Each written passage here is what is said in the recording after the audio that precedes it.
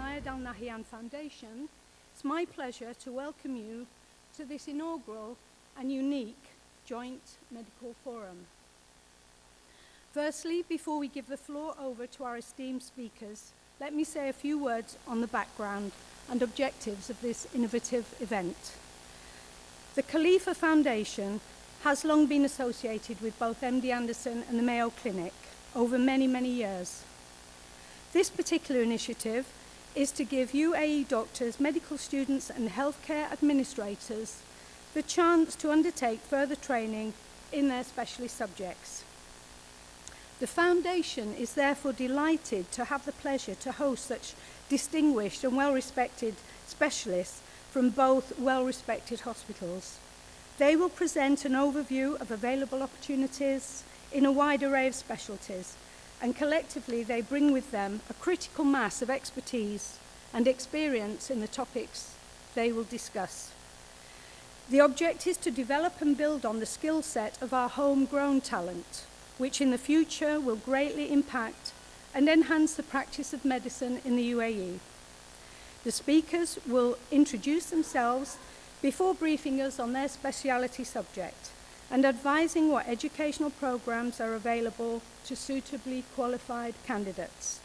These will range from collaborative observerships from 1 to 3 months to scholarships, residencies and fellowships, all of which will be explained fully by our panel in due course. There will also be opportunities for clinical researchers and programs for healthcare managers to enhance their administrative capabilities. Following these presentations, there will be a period for questions and answers, and if required, breakout groups for informal discussions. The first part of the program will be presented by Professor Robert Wolfe from MD Anderson with his team, and the second part will be delivered by Dr. George Gora and Dr. Stephen Rose from the Mayo Clinic. It's encouraging to see such a large audience here, a clear sign there's great interest in progressing the specialist development of our medical professionals, and this forum provides an excellent starting point for that progress. I would like to thank the speakers who have travelled to be with us, but finally I would like to introduce the Director General, His Excellency, Mr. Mohammed Al-Khoury, who I know also wants to warmly welcome you.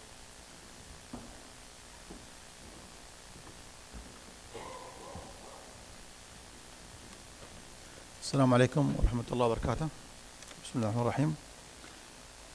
Excellencies, distinguished delegates, ladies and gentlemen, it gives me a great pleasure to welcome you to the first Khalifa bin Zayed Al Nahyan Foundation Joint Medical Forum in collaboration with MD Anderson and my clinic.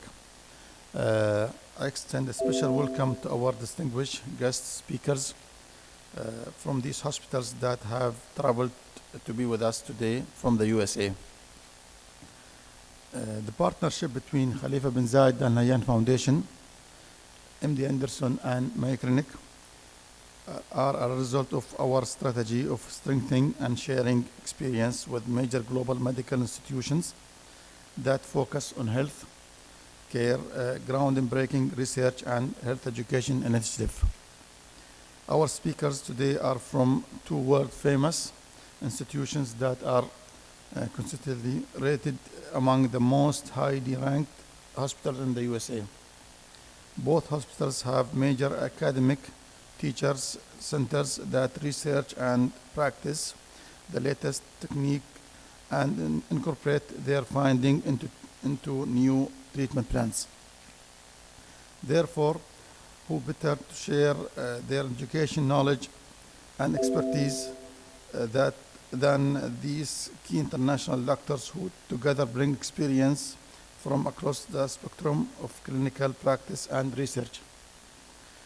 The Foundation's aim is to raise the number of the UAE specialists in all disciplines, including oncology, internal medicine, surgery, etc., to complement the health system that is already in place. This opportunity to support the knowledge of medical doctors, students, and administrators will improve both the quality of treatment and provide world-class care as an option here in the UAE. Our continuing relation with MD Anderson and Mayo Clinic will assist us to achieve this by delivering that knowledge to our doctors and students in the areas it is most needed. So our goal and for the future are to benefit all residents by offering the same level of care and treatment in the UAE that they currently get by traveling to the United States. I look forward to seeing the outcome from what I am sure will be varied and interesting discussions of the opportunities available to you today. I wish you all the productive, beneficial, and successful forum. And thank you. My name is Robert Wolf. I'm a medical oncologist from MD Anderson. My friends call me Bob, so when we ask questions, please call me Bob or Dr. Bob, however you'd like to. I'm going to talk to you about this collaborative specifically for oncology and healthcare administration between the Khalifa bin Zayed Foundation and MD Anderson. So I just thought I'd talk for a minute about the relationship between MD Anderson and UAE. So over the last several decades, patients from all parts of UAE have traveled to Houston for oncologic care at MD Anderson. We also have expert clinicians who have traveled to UAE from time to time to evaluate and recommend therapy for citizens of UAE in their local hospitals and clinics. And we have a strong commitment to provide outstanding oncology care to UAE citizens traveling to Houston, and when possible, to work with local oncologists here to deliver state-of-the-art oncology services here in UAE. Now, our partnership with the KBZF is more recent. In 2009, we began discussions with representatives from our institution and the KBZF to accelerate progress in personalized cancer care. And this effort accumulated in a grant of historic proportions donated to us by the Khalifa bin Zayed Foundation, $150 million, which MD Anderson matched with our own resources. The goals of this gift were to build a modern cancer research building adjacent to the clinical center of MD Anderson, to provide funding for endowed professorships, to support the Sheikh Khalifa Institute of Personalized Cancer Therapy, to establish the Sheikh Ahmed Pancreatic Cancer Research Center, and importantly, to commit funds for the training of the next generation of researchers in personalized cancer care. So as part of that, we have established the Sheikh Khalifa Institute for Personalized Cancer Therapy, and within that structure, we have a professional education and training subcommittee. I previously served as the past chair. Wong Ki Hong is currently our chair of the Professional Education and Training Subcommittee. We have quarterly meetings to review applicants and their research proposals, and we're working hard to identify talented young research-minded physicians and scientists to lead personalized cancer treatment in the 21st century. Right now, we have 2 Khalifa scholars and 4 Khalifa fellows. Khalifa scholars get both salary support and money for their research, and the Khalifa fellows have research money to help them support their projects. I'm very happy to point out in particular Dr. Al-Shamsi, who is a UAE citizen. He's trained in Ireland for medical school. He did his medical oncology training in Canada. He's now at MD Anderson, becoming a subspecialist in GI medical oncology. So, from my perspective, we have a mission in this collaborative with the KBZF, and that is to improve the delivery of all aspects of oncology care to citizens of UAE through a collaboration between KBZF and MD Anderson through educational programs intended to strengthen the current oncology workforce in UAE, to provide training and research opportunities for young physicians and scientists from UAE in Houston, and to enhance the administrative oversight of hospitals and clinics in UAE for the delivery of safe, efficient, and patient-centered care. So there are some challenges in doing this. Right now, I think we have limited understanding, you folks may have limited understanding of our work environment. Likewise, we may have limited understanding of your work environment, how oncology services are provided here currently. There may be differences in how we train our physicians in terms of internal medicine, surgery, surgical oncology, medical oncology, etc. And frankly, the time difference between Houston and here is 10 hours, and that is a big enough gap in time that it makes teleconferencing fairly difficult. And of course, we have some cultural issues that I hope we can all overcome. But I think we hopefully can have some solutions to these challenges. First of all, we would like to facilitate training of physicians and scientists coming out of medical school or graduate programs here in UAE. I think we can share our content expertise over here. I think we could also provide subspecialty oncology conferences here in UAE and provide the opportunity for people to come to MD Anderson and other centers in the United States to participate in observerships of our institution and on our oncology center. So as I put together this talk, I've thought about how we can impact the workforce here at UAE. And I think some of the things we can do is to share our content expertise, and that could really be distributed widely among many oncologists and other physicians here in UAE. I also think we would be happy to sponsor an annual conference here in Abu Dhabi to bring our experts here for a 1 or 2 day conference, share best practices, demonstrate how we approach the cancer problems in our center. Come for periods of time of 1, 3, 6 months to see how we do things on our main campus.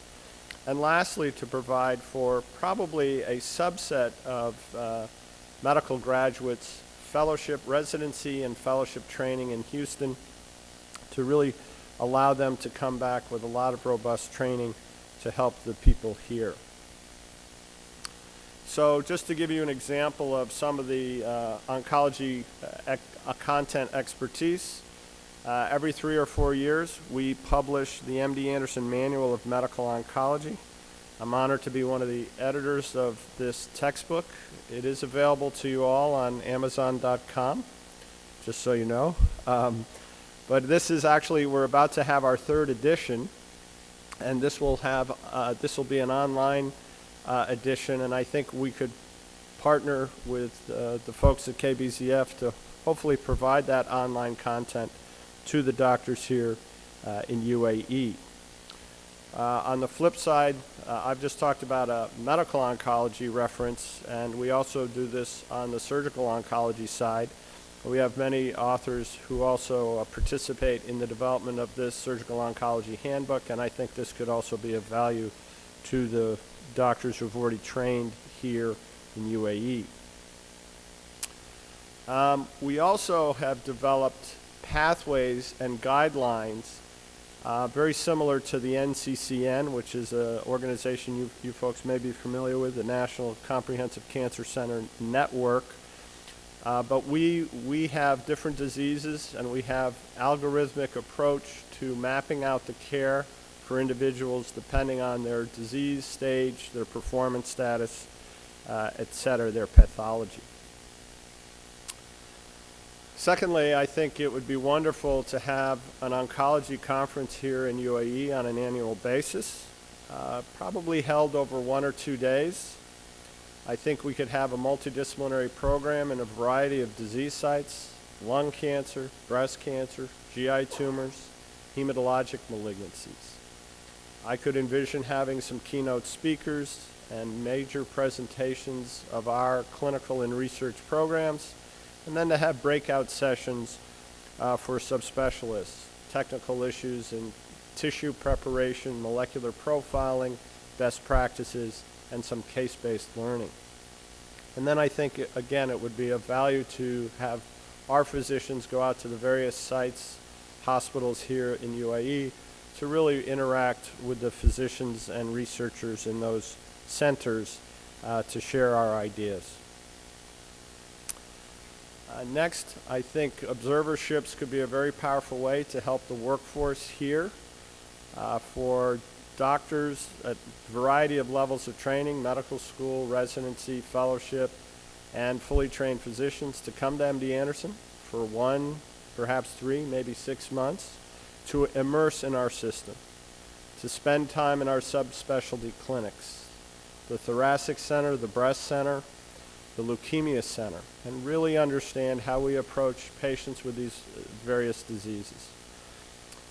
To have these observers participate in our multidisciplinary planning conferences and attend academic conferences and lectures that are held literally on a daily basis. We would like to provide an opportunity for trainees here, people coming out of medical school from UAE, to participate in oncology training, formalized oncology training. We also can work with our sister institute, the University of Texas Healthcare Center in Houston, to provide residency training. I think Dr. Gura and Dr. Rosen will talk about residency opportunities at the Mayo as well. And then to have subspecialized training in a variety of different disciplines at the fellowship level at MD Anderson: diagnostic imaging, interventional radiology, surgical oncology, thoracic, medical oncology, etc.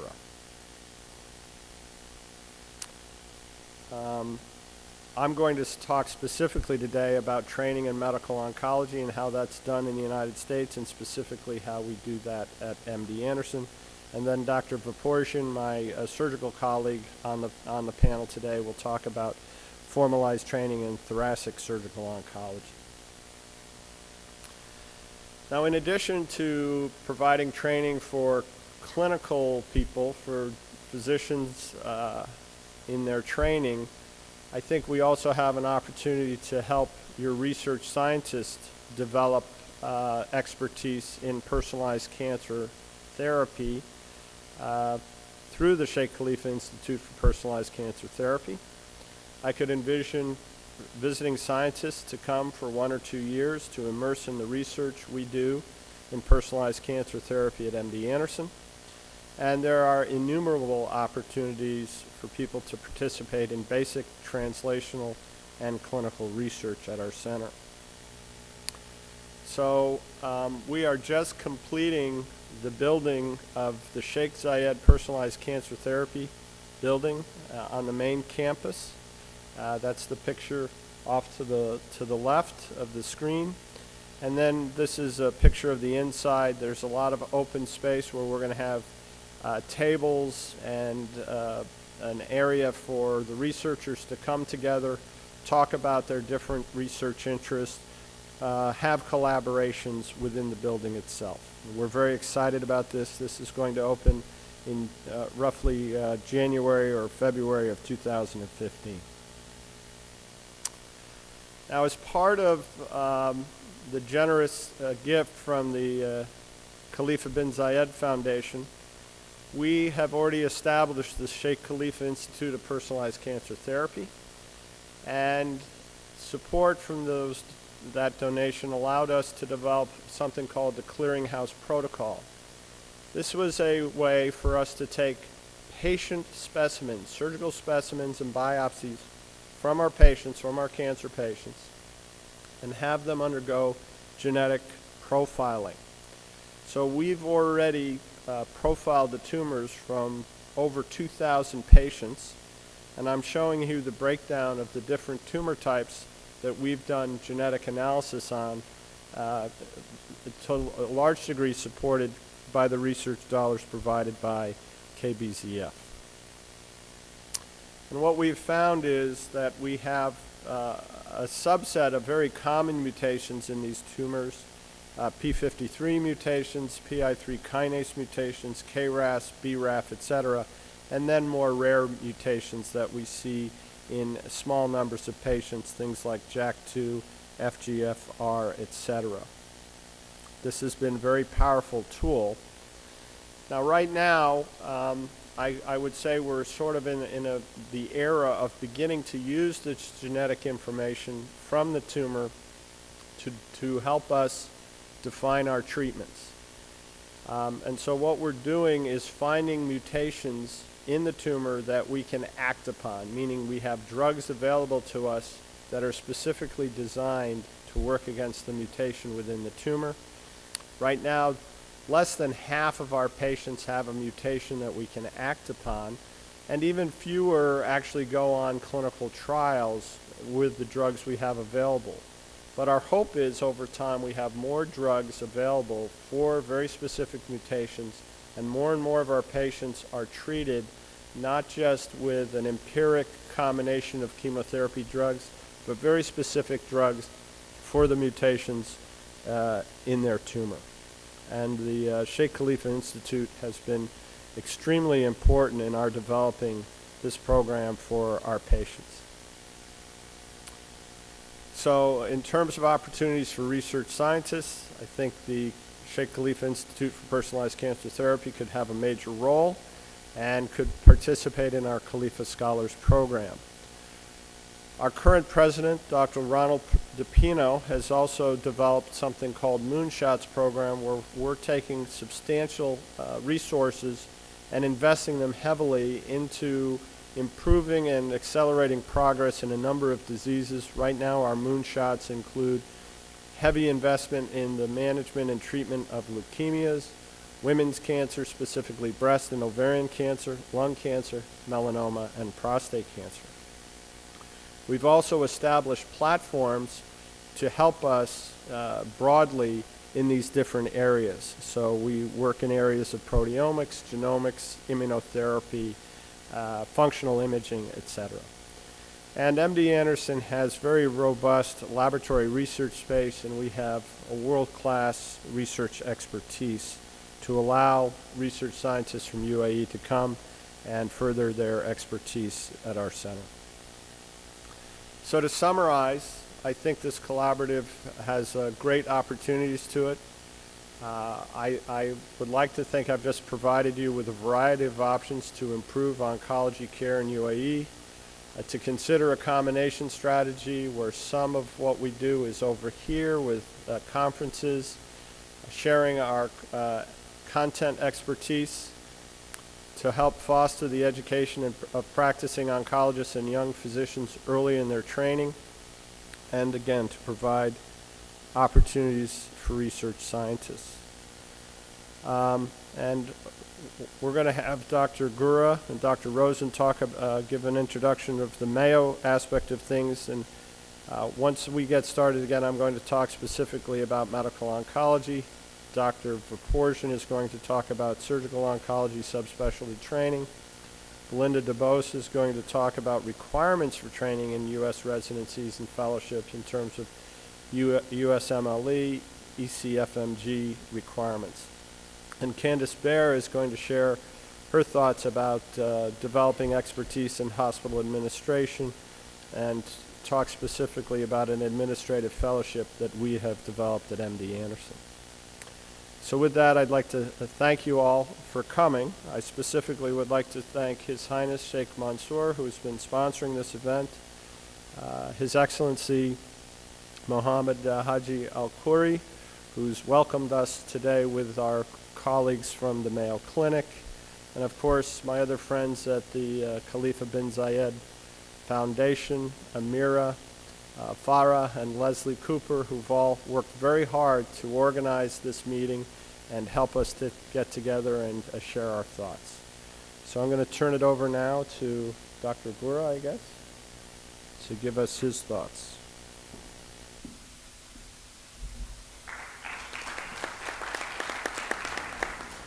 Do you have slides?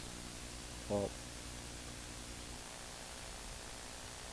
we're now ready to resume the forum, and the first speaker will be Ms. Candace Baer, and she will speak to you about professional development for healthcare administration.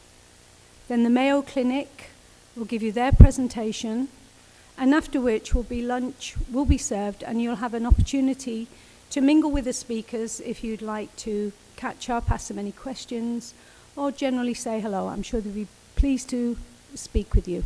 Okay, here's Miss Candice Bear. Thank you, and welcome back. You've had the opportunity today to hear from my colleagues about developing clinicians. But what about developing healthcare managers and administrators for healthcare organizations? The industry continues to evolve, and our leaders and leadership skills have to evolve with it. There are many talented patient care providers, business professionals, researchers, and others. But in order to successfully transition into leadership, it sometimes takes additional skills. Being a great doctor or a savvy business professional isn't always enough in today's environment. Cross-functional skills are necessary.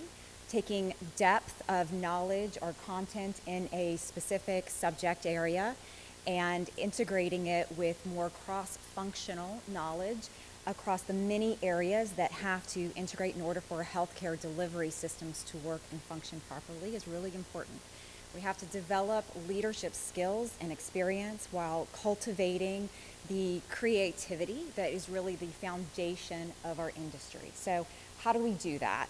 How does the modern healthcare organization develop staff to meet this challenge? What is the most effective educational and development track for healthcare administration and management? And how do we bridge the gap between the theoretical knowledge and real-world application? So for myself and many others who have completed formalized training programs very similar to the programs that our clinical colleagues complete for their medical education and training, it looks something like this. So for myself, I've completed a master's in healthcare administration. I also did a fellowship in that same area at MD Anderson Cancer Center specifically. I'm now board certified in healthcare administration through the American College of Healthcare Executives. And all of those skills and background have allowed me the opportunity to serve in my current position, which is Director of Cancer Administration for one of the largest oncology programs around. So the programs I'm going to talk to you about today include these and a few others, and each of them are designed to give you the essential tools that you need to be successful in healthcare administration. So let's start off by talking a little bit about the educational preparation. So a master's in healthcare administration can prepare students to become executives in a variety of different healthcare settings. Whether you have a clinical business background, or a business background, or a research background like myself, it can be a great way to transition your career. A lot of organizations now provide tuition assistance for their employees to pursue these educational tracks and add to any prior education they may have. And at MD Anderson, we do this as well. One of the reasons why we do this is because we acknowledge that there's a real value in this educational preparation that you can't necessarily get anywhere else. And it provides a pipeline of talent for us, for our organizations and the future leadership positions that we need to fill. And same thing throughout the rest of the healthcare industry. There are several routes that lead to healthcare administration master's degrees. There are three primary options that are out there, although there are several others that you hear about. The main ones are master's in business administration with a focus in healthcare. There's a master's in healthcare administration itself and a master's in public health administration. Each of these brings some unique component or unique aspect to the degree, but the main one that you hear as the preferred option is the master's in healthcare administration, and that's primarily because it provides a broad foundation in management while allowing students to delve into the specific nuances of the healthcare industry. There are many advantages to having a healthcare-specific education. Of course, there's specific coursework and project work that is designed by healthcare leaders. But a lot of these programs actually have coursework that is taught by executives who are in positions today. So CEOs of organizations, COOs of organizations, CFOs. So it gives students the opportunity to interact with real-world leaders and get their perspectives on current issues. These master programs can also provide a detailed understanding of the legal, regulatory, and reimbursement models for care in various settings. And this is really important. We have a healthcare continuum today, and our patients have to navigate in and out of different components of that. And our jobs as administrators is to help guide them on that journey. So having understanding of how for-profit, not-for-profit, government, and all the various international models work is really critical to being able to do this successfully. And also, as we develop our own programs, having an understanding of which of these models will best meet our needs is also really important. We need to develop skills to differentiate between the business of patient care and other industries, and we see this in particular in how quality is conceptualized, measured, and compared. Things like patient satisfaction and outcomes are really something we invest a lot of time in understanding and measuring in our industry. And then understanding the moral and ethical drivers that transform business decisions and organizational culture. There are business decisions that we make in healthcare that may not be considered the best decisions in other industries. The benefit to the patient is foremost in our industry, and when we evaluate any business objective, we take that into consideration and weigh it heavily, and often it shifts our value proposition. Having these educational preparations also helps to create a foundation to engage in a dialogue of meaningful discussions across disciplines. In healthcare, you'll often be sitting around the table with multiple different clinical specialties, researchers, business staff, information technology staff, each of whom comes to the table with a different perspective and language that they speak. And there has to be people who can understand those perspectives and make sure that everybody has the opportunity to contribute equally and get the outcomes that they expect from whatever issue is on the table. So whether you've had a master's degree or you've been working in the field, not only is that a great way to begin the track, but it can be a way to enhance your track for the future. And then you have to figure out how to take that education and really apply it in a real world setting. Often we have positions where we may function in one particular area, but we don't necessarily have the opportunity to look across the entire healthcare spectrum. And that's where a fellowship in healthcare administration can come in. A fellowship in healthcare administration is a postgraduate program, and it is designed for individuals to gain experience and exposure in healthcare administration and management while receiving supervision and mentorship from a seasoned healthcare executive. Most of these programs begin in the summer months, and they do combine rotations and project works. And again, these programs are specifically designed to take the information that you receive in your educational preparation and merge it with real-world hands-on experience. There are many benefits to a fellowship program, and there was an article published a few years ago that highlighted many of the main ones, and I think the points that they made still ring very much universally true today. There's the opportunity to gain exposure to senior executives that might otherwise take years to gain. On the first day of a fellowship program, you'll have the opportunity to interact with the president of your organization that you're having your fellowship at, CEOs, CFOs, etc. For many people in their careers, that experience might not come until much, much later in their career, if ever at all. Having the opportunity to interact with these individuals and having exposure to decision making at the highest level of governance of the organization is also a great piece of the fellowship experience. Having the ability to see how that happens at one level and compare it, contrast it to how decisions are made on the front level, or also how those decisions are perceived across the entire spectrum can really change how you as a leader communicate and handle different issues as they come up during your career. A fellowship also provides you with the ability to work in multiple areas before deciding which area to focus on or specialize in, and that can provide a competitive edge for those who are early in their career. And I think one of the most important benefits of a fellowship program is that it creates a low-risk environment in which a new careerist has the opportunity to translate theory into action under the mentorship, again, of a seasoned healthcare professional who can provide contacts and information to make sure that they are successful. So the MD Anderson Fellowship was actually established more than 20 years ago. We generally hire 3 fellows each year. Occasionally we have 4. Actually, this past year we've had 4, 3 who came from a business background and 1 who's actually a radiation oncologist. The fellows are hired for a 1-year term and have the opportunity to work at a top-ranked cancer center while getting exposure not just to the oncology piece, but the full spectrum of services that we offer. They also have access to our top executives. They observe them, they shadow them, they work on projects with them, and then they further develop their own personal leadership style. Every fellow is assigned a mentor at the executive level, at the vice president level or higher, which again is a key component to our program. The application process is fairly simple. It requires an MHA or MBA with a healthcare management focus or a degree equivalent. Applications are due in September of each year and require a resume, 3 letters of recommendation, your transcripts, and an official letter of interest. After the application window closes, there are phone interviews that are followed by site visits for the final candidates, and then offers are extended in late November. Once you're accepted into the program, your first day on the job, you go right into rotations. There are rotations across the organization, so you have the opportunity to see how all the components interact with one another, visit with leadership, understand their issues, and begin to get to know their staff and work on projects with them. On the slide, we have a sampling of some of the areas that you'll interact with. You'll notice that some are clinical, some are non-clinical. We have everything from the compliance areas or global areas, cancer, medicine, surgery, and a variety of other areas that you interact with. Once the rotations are completed, the program director of our fellowship program will work with the fellow to determine an appropriate concentration and project portfolio to strengthen their skills and develop any other necessary skills. Based on this assessment, a second, more specific set of rotations and project work is designed.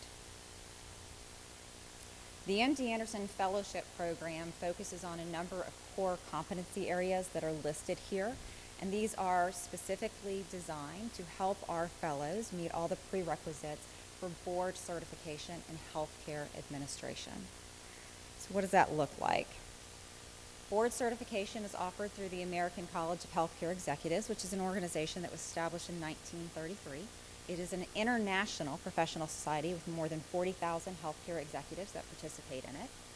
Board certified members are awarded the designation of fellow in the college, and they are also referred to as FACHEs, or Fellows of the American College of Healthcare Executives.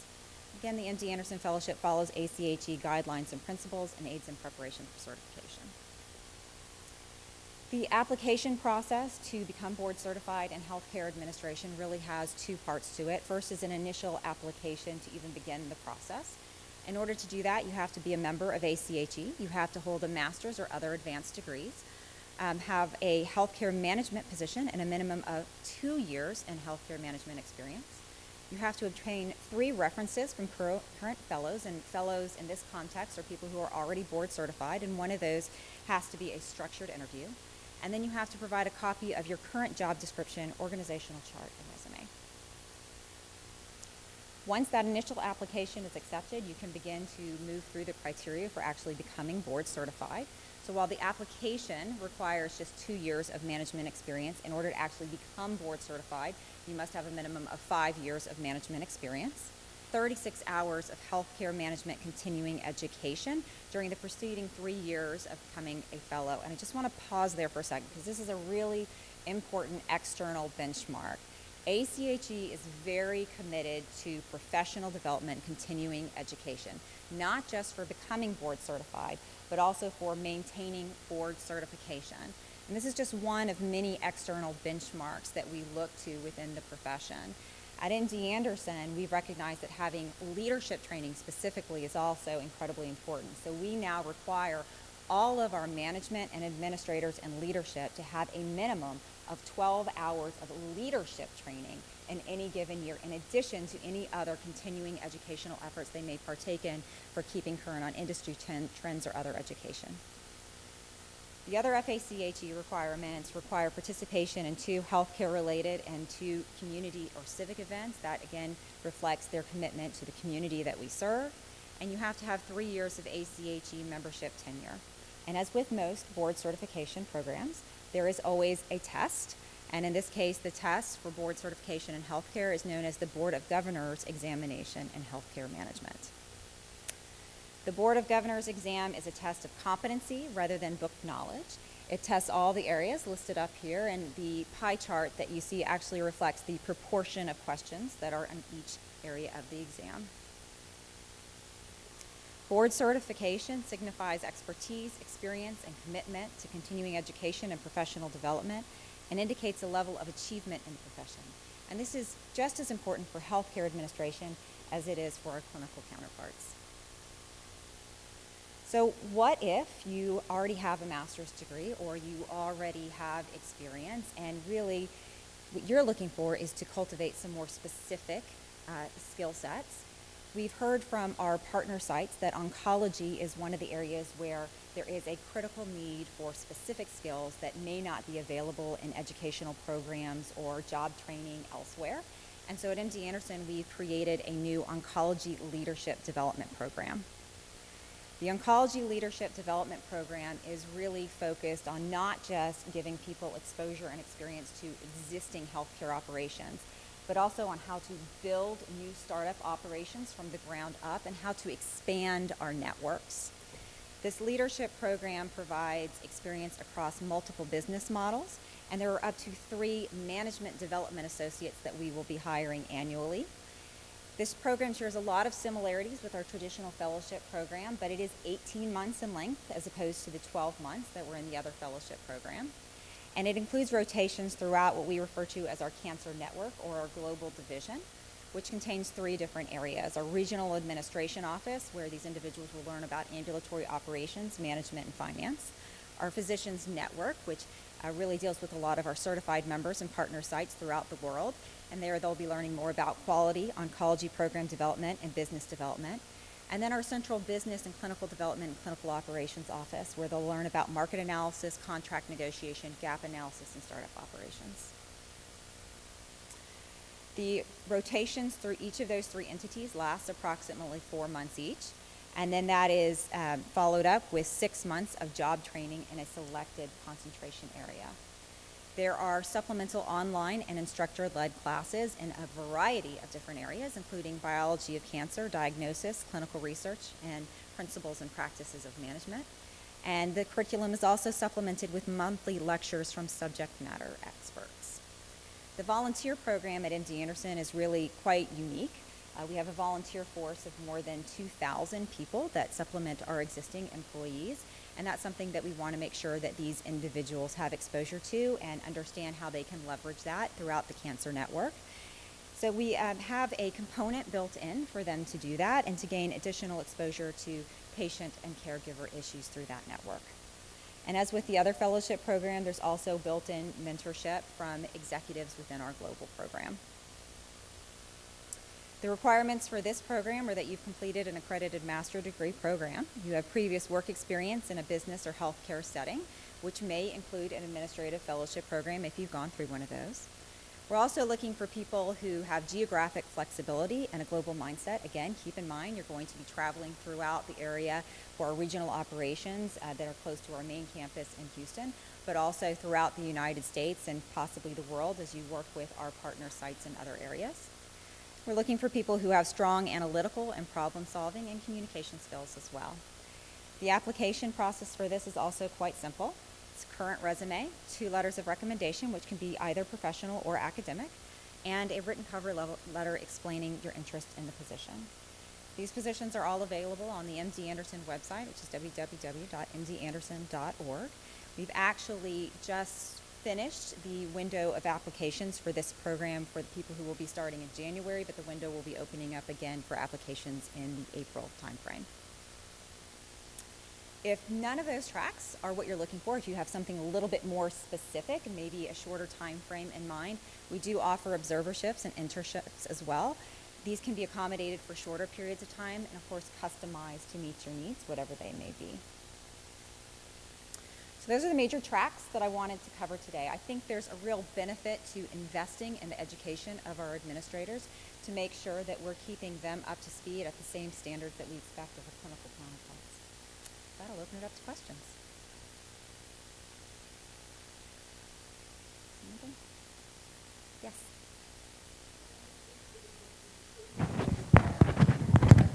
But maybe you went through this.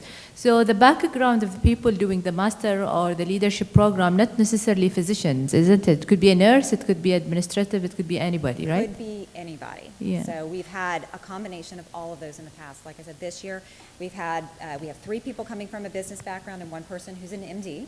In the past we've had nurses and others who have gone through the program as well. And that's what's nice about this, is it provides that opportunity for anyone who's interested in advancing to that next level in their career while giving them that ability to get knowledge and skills from all of those different components that they may not have otherwise had the opportunity to have firsthand experience with in the past. And the leadership program is in advance of a master program? Or it could be like the 6-month program only? So the formal oncology leadership program is an 18-month program. So it's specifically designed to be very detailed in nature. Again, this was based on feedback from a lot of our partner sites that were saying that they were having a lot of trouble finding administrators who could understand how to kind of navigate the oncology world. There are a lot of nuances with oncology today. The drug pipeline works very fast. Clinical research has its own nuances. And so we're trying to develop that in-depth skill set for those individuals so they can really go out after being in this program and walk into an institution and be very successful in navigating those kinds of issues. Presentation from MD Anderson, and now I'd like to welcome from the Mayo Clinic, Dr. George Gura.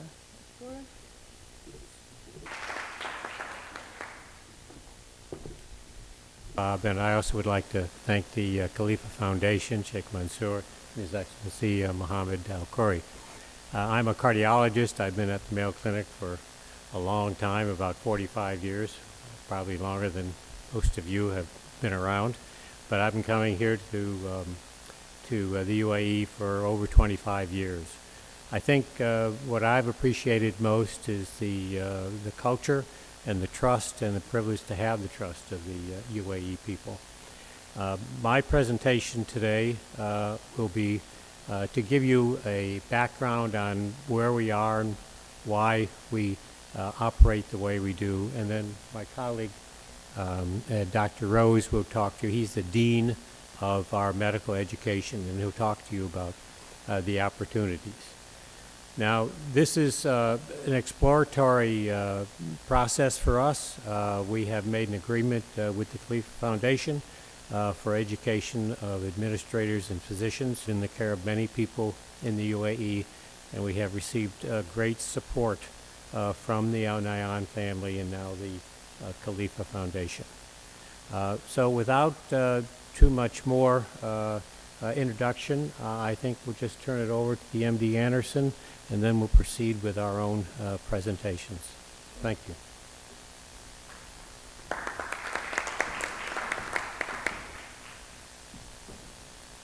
Okay, I'm going to start back again.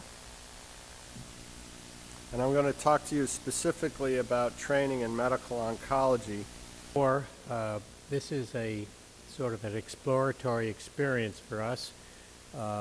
You've had several presentations that tell you about all the barriers actually to some extent, but we're in a mode that perhaps we're willing to work out some type of a process for you to get to the Mayo Clinic at some point, even perhaps for shorter periods of time, and then perhaps we can reassess the interest in the direction that we want to go.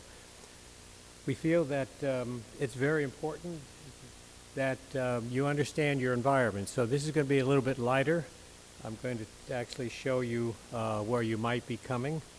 How many of you could look at a United States map and put your finger right on Minnesota?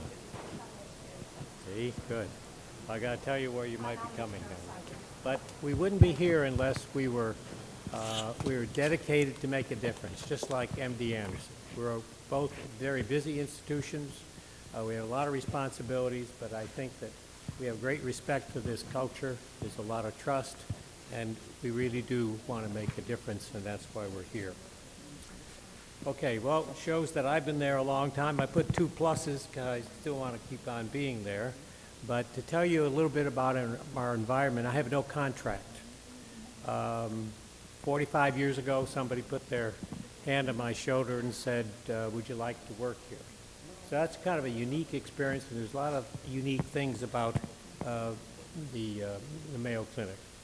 All of us physicians, and I'm a clinical cardiologist, we have patient care, we teach, and also we do research. Is this the... Okay, so I want to cover a little bit about our history, which is unique, our location, which is unique, our culture, our practice, and a little bit about our future. So you can see here where Rochester, Minnesota is. we're halfway between New York and halfway between California, and that's probably a blessing.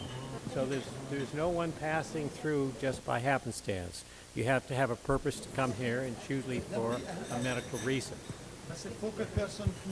But we do have satellites in Jacksonville and in Arizona. Mayo Clinic, though, it's the first and it's the largest integrated not-for-profit practice in the world. But how would that happen in such a forlorn place? Well, back in about 1983, right before a civil war, it became an examination point for Civil War recruits. And Dr. Mayo, the original Mayo, was actually assigned there with a population of 4,000 people. But he actually had 2 young sons, so this was the making of a early group practice. The 2 sons joined him after finishing medical school. But before that, something very unusual happened in Rochester, Minnesota. They had a very devastating tornado. And there were hundreds of people injured, many of them killed. And Dr. Mayo went to the Sisters of St. Francis, which was a Catholic teaching order, to ask them to provide care for the injured. And this led to an association, so that finally one of the head nuns asked Dr. Mayo if they would come and staff a hospital if they built it. And after some hesitation, they did build this hospital. And in Minnesota, which was in the heartland of the United States, there were very little other medical facilities. So this was known as the hospital in the cornfield. But you see, the Mayo brothers were surgeons. One of the other fortuitous circumstances is they hired Dr. Plummer. Dr. Plummer was a genius. He was a little bit eccentric in that he would invite you to dinner, and then when the bill came, you'd pay it, but he'd accept the change. But in any event, he had a great actual idea about having a group practice under one roof. And you can see on the bottom, right here,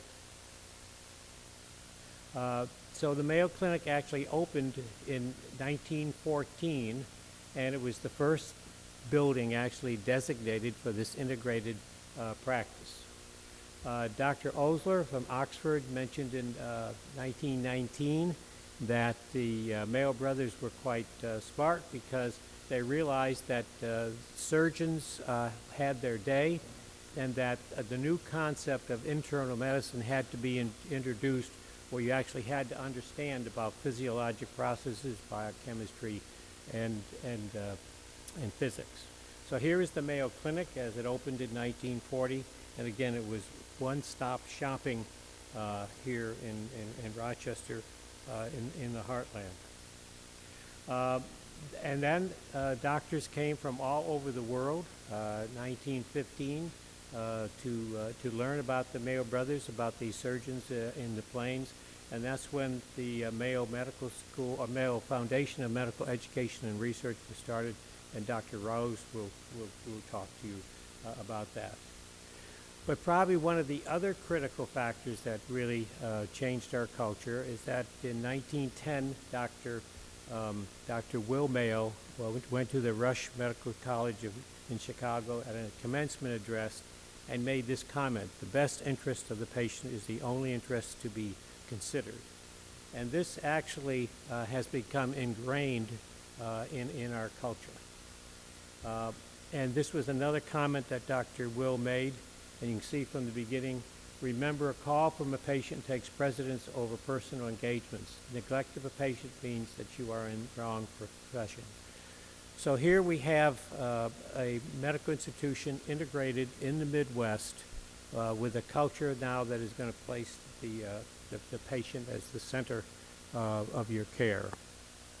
And then the next critical factor that they decided upon was that it was very unprecedented that in 1919 the Mayo Clinic brothers and the wives signed a deed of gift. So they actually donated all their private savings for a nonprofit organization. which was worth about $10 million at that time. But this eliminated from our practice the economic self-interest, and actually the compensation system today is one of our other critical factors in our culture, in that the true salary system promotes collegiality and collaboration. All the cardiologists are paid pretty much the same, all the anesthesiologists and so on. So it does promote practice integration, and most important, you get an objective recommendation. There is no money incentive for surgery. There's no money incentive if I see 2 or 20 patients today. And the reason I'm mentioning these things, because if you come even for a short time, this is the culture that you would be introduced to, and you really assume the culture of your surroundings. Now that was 70 years ago. The Mayos are no longer with us, but those same cultural foundations that they established exist today. And if you were to walk up to a Mayo Clinic employee and say, what's the most important thing, they'd say the patient. So here's our Mayo Clinic today. We have up in Rochester, Minnesota, the major Mayo Clinic. We have the Arizona establishment, and also in Florida. Here is the building that replaced the original Mayo Clinic, and when people talk about the Mayo Clinic, this is the big outpatient integrated building that we have now. And then this is St. Mary's Hospital, and you can see how it's grown here. No, excuse me. This is the Mayo Clinic building, and as you can see here, I put down here, you can walk 3 miles or 5K in any direction, and you're going to be in a cornfield. And that isolation actually is helpful in this respect, that there are very few distractions, and the people that are there want to be there. Now here's St. Mary's Hospital out here, you can see, and that was the original 27-bed hospital. But actually, this is what I'll be going back to. Actually, the winter time we adjust to, and this is St. Mary's Hospital.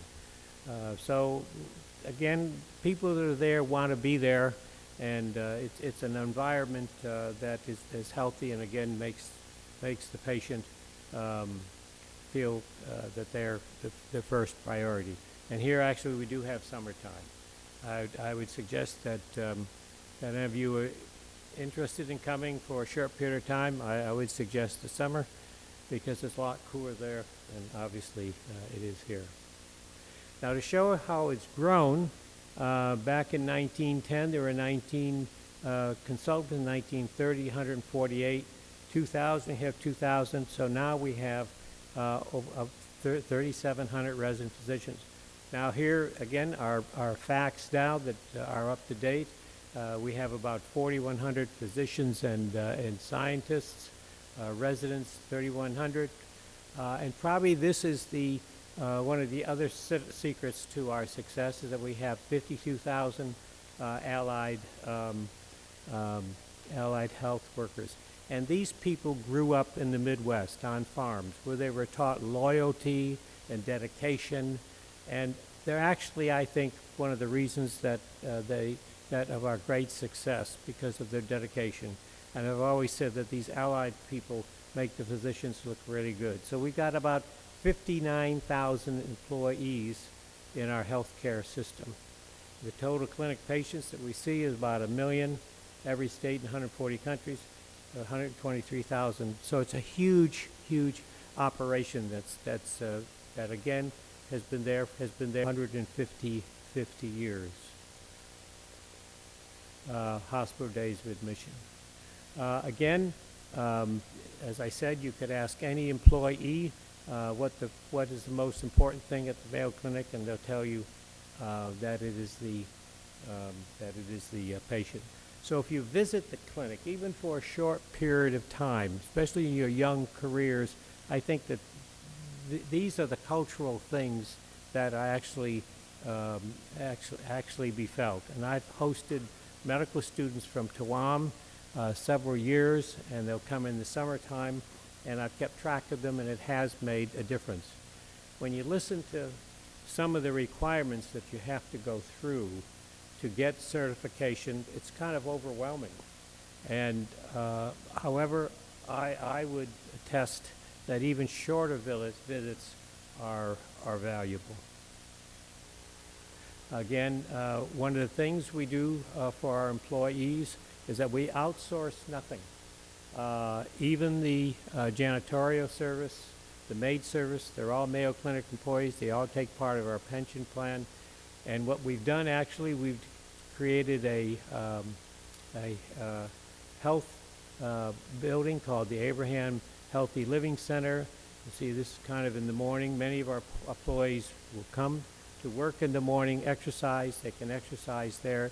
At lunchtime, they have nutritional food. So we do make an important commitment to the health of employees like we do with our patients. Again, I kind of think of the Mayo Clinic like a tricycle. You know, what is our model of care? The most important thing is actually patient care. It's like the lead or the large wheel on a tricycle. We support it with research and we support it with education. But the research and education that we do is transitional. It actually promotes patient care. So these are the three shields you see right here. You have research, education, and patient care. It's a very patient-oriented group. Here in a pediatric cardiac patient, there are all subspecialists are actually taking care of this young child. There'll be a pediatric cardiologist, pediatric anesthesiologist, surgery, intensive care, and that is the luxury that we have to have such a large, competent staff that actually we can draw on in any of these situations. Just to show you the scope of the practice, this is how we integrate. And here you can see many patients come in through primary care, and then they will be actually triaged to 28 medical departments. It might be internal medicine, pediatrics, orthopedics, etc. And then in the Department of Internal Medicine, we have 13 areas, so specialties. And then in cardiology, which is a part of internal medicine, we have 26 subspecialties. So you can see the comprehensiveness of our care, the subspecialty care, because as you heard in one of the presentations, the wealth of information that comes out and presents is not ever able to be cornered by any one individual. So we have all this backup care and all these subspecialists, like many institutions, Hopkins or Cleveland or MD Anderson. Just to show you our patient population, we get about 120-mile radius around Rochester. Half of our patients, and half of them come from the rest of the country or from outside the world. Now, just a couple of comments about quality. There are many ways you can actually assess quality. If this is the expected mortality here along this upper line, the Mayo Clinic mortality in all of these situations, as you can see here.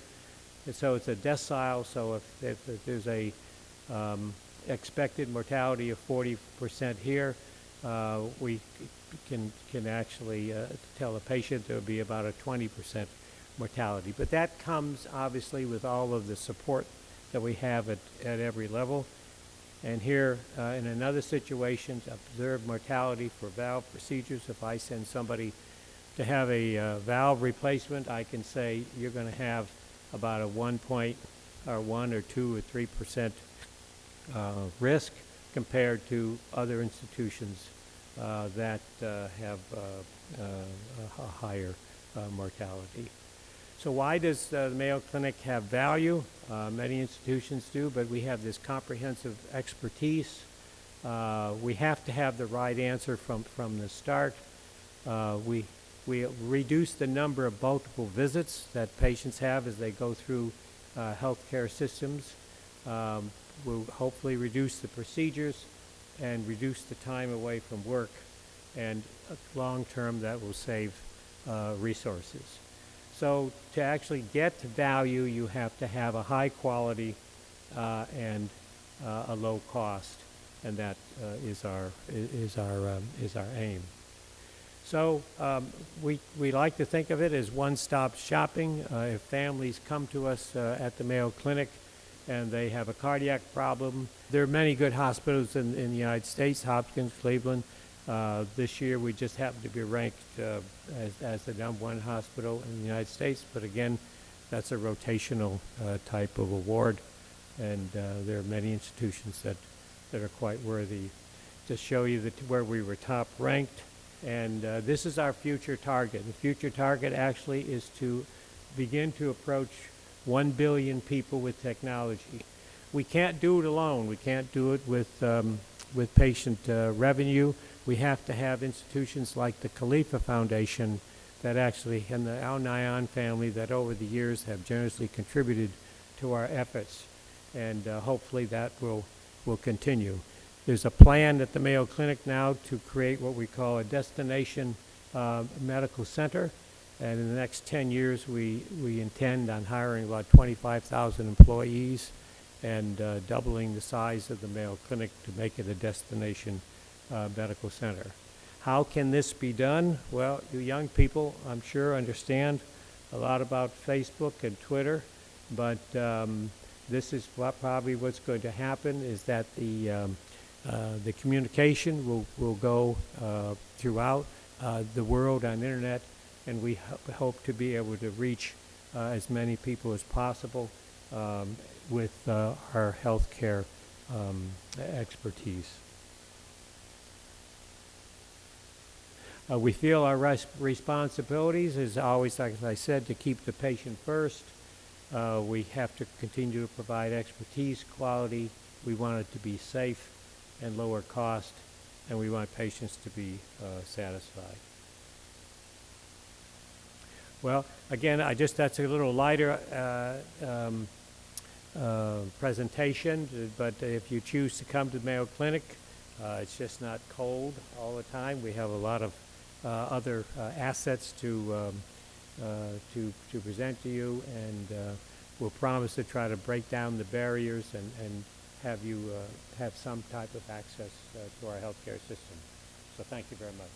Good. The next speaker is my colleague, Dr. Stephen Rose.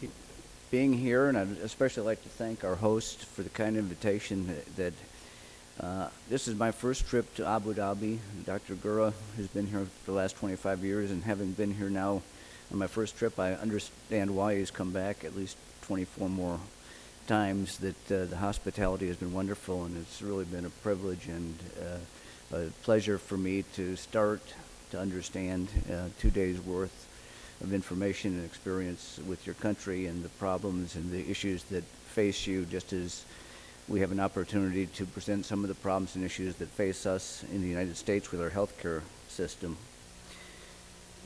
This is a statement that Dr. Mark Warner came up with, but it speaks to the goal of education at Mayo Clinic, which is to prepare today for the practice of tomorrow.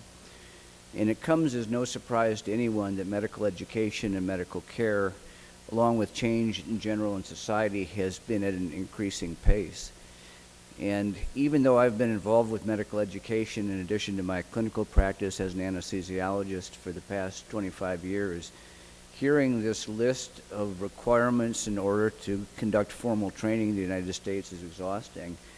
And we recognize that. I don't want to discourage anyone from undertaking that path, but we are interested in exploring additional pathways, and there may be opportunities for us to do so. This is taking a step well back, but if we look at the evolution of medical education, that for centuries it's been primarily about the acquisition of knowledge, and that the physicians were the repositories of that knowledge, and it was often received at the great medical centers that had access to the great medical libraries of the world. That provided a huge advantage to physicians and a huge advantage to those medical centers that had the library resources. But when we think of it, that almost everyone in the room has access to more information, if not knowledge, in their phone than is present in all of the world's great medical libraries combined. But despite this, that we still persist in a training pattern that's very similar to the apprenticeship programs that have been used for centuries and centuries. And I think we have just begun to recognize, much less to explore and to exploit the opportunities to provide medical education through mechanisms that are more advanced, hopefully that are more direct, hopefully that are more applicable broadly across the world and not so regulatory in their nature, in ways that can improve the health care of all people. One of the things that we know is that in addition to the acquisition of knowledge and the skills, procedural skills for people in procedural disciplines, is that health care is provided in teams, but we haven't always done a very good job of training people in teamwork. And that's one of the differences that we're trying to make as we approach the training of our medical students, residents, fellows, allied health staff. In addition, the technology has advanced incredibly, and the interaction between the technology and the healthcare worker is another area that we haven't studied very well. But one of the challenges to the picture that Dr. Gura had painted of the patient at the center of the care is the computer has become the center of the care all too often, while the patient is almost ignored. So we need to better understand how to work together, and we need to better understand how to use technology to provide aids to our care that don't interfere with the human relationship between the patient and his or her physician or other medical care provider. So what are some of the things that are different? Well, there are opportunities for experiential learning. Experiential learning has occurred with the patient. You experience learning with every patient. Hopefully we'll all continue to do so throughout our practicing lifetimes. But with simulation centers and in situ simulation, there are opportunities to learn outside of a direct patient care setting. Education technology is just beginning to show the promise that it holds for the future, but certainly that will play a major role in the way that we educate physicians and other healthcare workers. And in the United States, at least, we recognize that the cost of health care has the potential to cripple our economy. And so the concept of value, which was presented by Dr. Gura, of the quality, which would be quality basically over the costs over time, to provide to the populations that we serve the best, not only quality, but the best value medical care, so that we can continue to advance and compete in all the other areas outside of the healthcare sector that will lead to the success of our individual countries. I'm going to give you a very brief overview of medical education at Mayo Clinic. It's conducted under the aegis of the Mayo Clinic College of Medicine, which is the organization that provides the governance and oversight for 5 schools and a number of education-related units. The 5 schools that are contained in the Mayo Clinic College of Medicine are the Mayo Medical School, the Mayo Graduate School, the Mayo School of Graduate Medical Education, the Mayo School for Health Sciences, and the Mayo School of Continuous Professional Development, and I'll briefly discuss each. We are opening a branch campus of this school in 2017, and as Dr. Gura mentioned, that the medical school and all medical training is based on the same principle of a patient-centered focus, but there's also an increased interest in focusing on what we're calling the science of healthcare delivery that I'll discuss in a moment. The graduate school is the school that provides scientific degrees, so we offer PhD programs in 7 different areas of specialization. We have a medical scientist training program where students can receive MD and PhD degrees in a combined program that generally takes 6 to 7 years.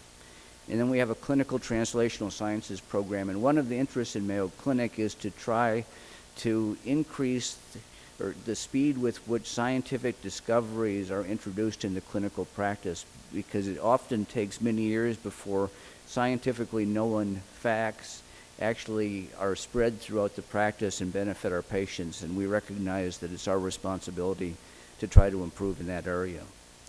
These are the PhD tracks that are available in the graduate school that I'm not going to go through each of them in the interest of time. I know I'm the only thing that stands between all of you and lunch.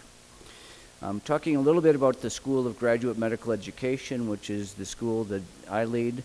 It was established in 1915, so 99 years ago. Next year is our centennial year. A little bit about the history was that it was established by the Mayo brothers themselves, and Dr. Gura mentioned that the Mayo brothers gave the gift of their medical practice to establish a nonprofit foundation for practice education and research. But of their personal funds of almost $2 million, they bequeathed that to start what was then called the graduate school, which was a school that was designed to provide specialty training for physicians.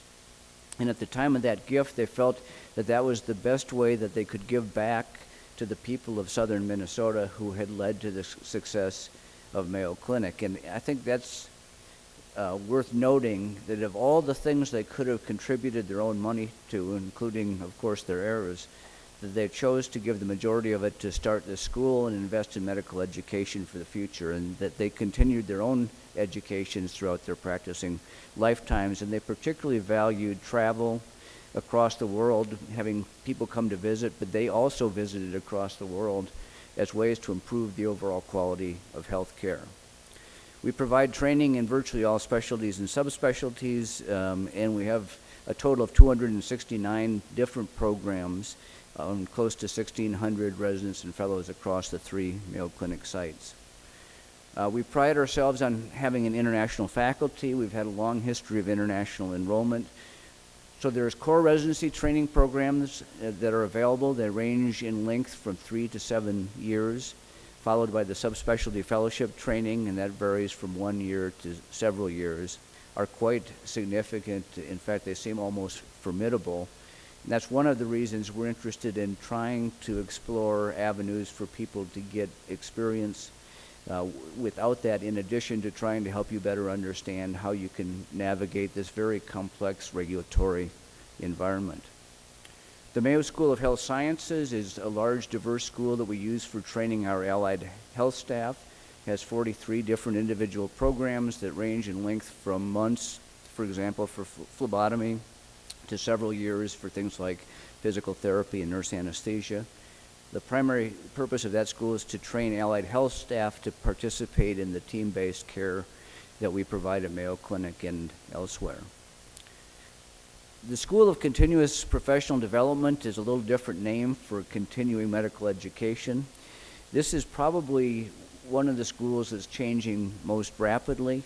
In the past, that CME activities were taken for granted. They were often conducted in resorts and were quite pleasurable. But that is changing, and our School of CPD provides the infrastructure support for all of our continuing medical education activities. And one of the reasons this is changing is that up until the year 2000, when a physician became board certified in the United States, that certification was valid throughout their practicing lifetime. Now certification is a 10-year process, and there are multiple requirements for continuing demonstration of qualifications to maintain your certification, and down the road it's apparent that there will continue to be requirements to continue your licensure to practice. In addition to the formal schools in the College of Medicine, there are a number of education-related units, things like the Center for the History of Medicine, the Mayo Clinic Proceedings, which is the Mayo Clinic Journal. Humanities and medicine we recognize are very important. The medical libraries that are transitioning more to electronic forms every day.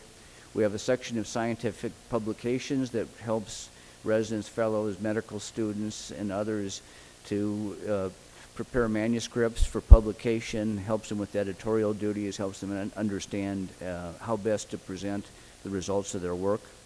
Simulation and experiential learning are an area of tremendous growth, and we're just starting Mayo Clinic online learning to try to recognize ways that we can utilize and exploit the electronic environment to provide a better education that can occur at the patient bedside or can occur at any location.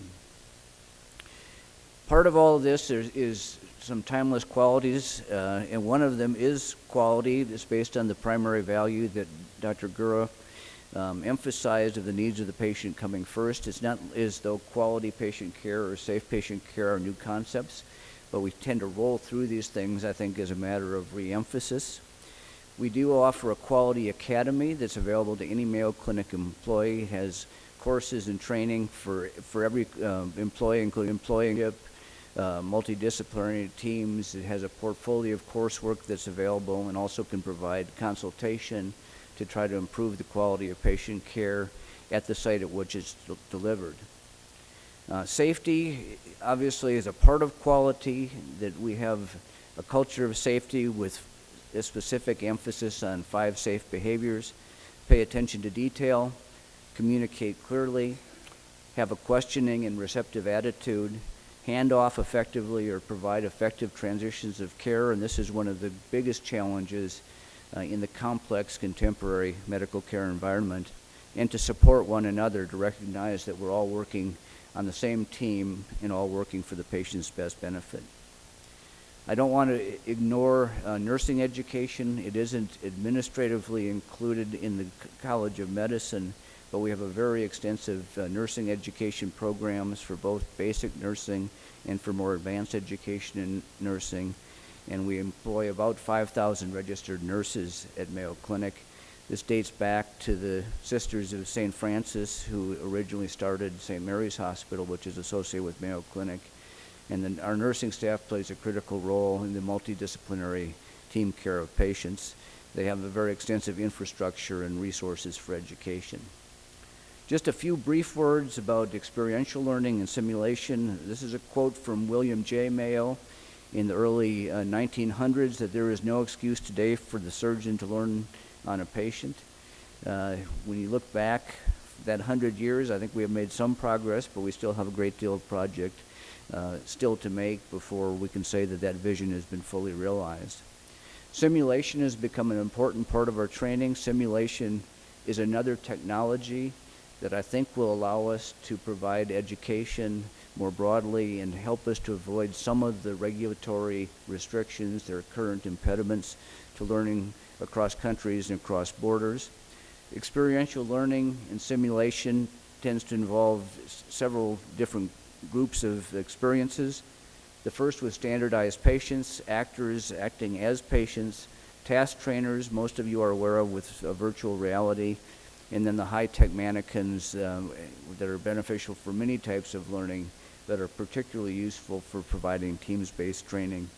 And one of the things that we found is that experiential learning doesn't necessarily have to be conducted in high-tech, high-cost simulation centers. That often in situ simulation of training actually at the point of care with the individuals providing that care often has the same or sometimes even better outcomes than the training that occurs in formalized simulation centers. I think I'm going to skip this slide. The first one shows a little bit of teams training, but if I can get the video to work, I'm going to show you this. This is an example of a task trainer. This is a Da Vinci robot and one of our urologists, where they are working on the robot and doing an origami piece where they're back with the computer, and these are the arms of the computer. And most of you probably aren't familiar with the United States coins, but that's a cent, and you can see the size and how small it is, and it's an example of how technology can be used to actually go beyond our human capabilities and has tremendous potential for the future. And the opportunity to practice on this robot before practicing on a patient obviously provides for a much safer patient care experience. A couple of words about Mayo Clinic Online Learning. One of the services that we offer to our advanced practice network is a system of learning called Ask Mayo Expert, which is Mayo-vetted knowledge that's available at the point of care, so that as a trainee or as a practicing physician on our staff, that you can access knowledge about virtually any medical condition, and it includes a list of the persons on the Mayo Clinic faculty who have expertise in that area for consultation. As Mayo Clinic's growing, at one time it was possible to know all the other physicians and to know who specialized in what or had special interests, and obviously has grown beyond that. Curriculum development, blended learning is a big topic in American medical education. It just means using a variety of modalities. And there's an increasing recognition in adult learning principles that people learn in different ways. So the goal would be to have a variety of resources that could best match each individual's learning style. Gamification is a relatively new field in terms of medical education, but it basically uses the same techniques that are used in video games to try to make learning more enjoyable and to make it more efficient and effective. Sorry, I went backwards there.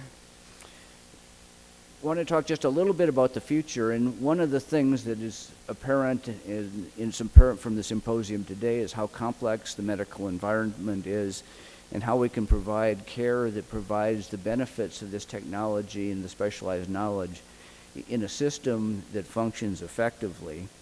And we've turned this the science of healthcare delivery. So we've been working to try to apply systems engineering principles to healthcare, focused on patient and surgical outcomes with a goal of high-quality population-based healthcare, and then at the center of it, again, value. And I'm not going to go through this. This is a continuum that shows the continuum of learning of science of healthcare delivery from college up through being a healthcare leader. We have two other centers that are areas of focus. One is the Center for Individualized Medicine. It's healthcare that focuses on the genomic, molecular, and cellular interactions at the foundation of life and disease.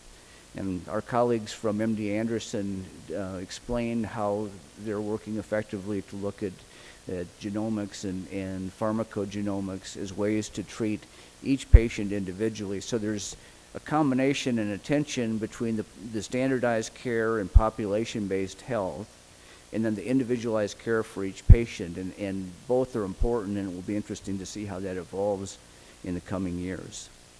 And the final slide I'm going to show is our third center. This is the Center for Regenerative Medicine. This is another area that we're very excited about.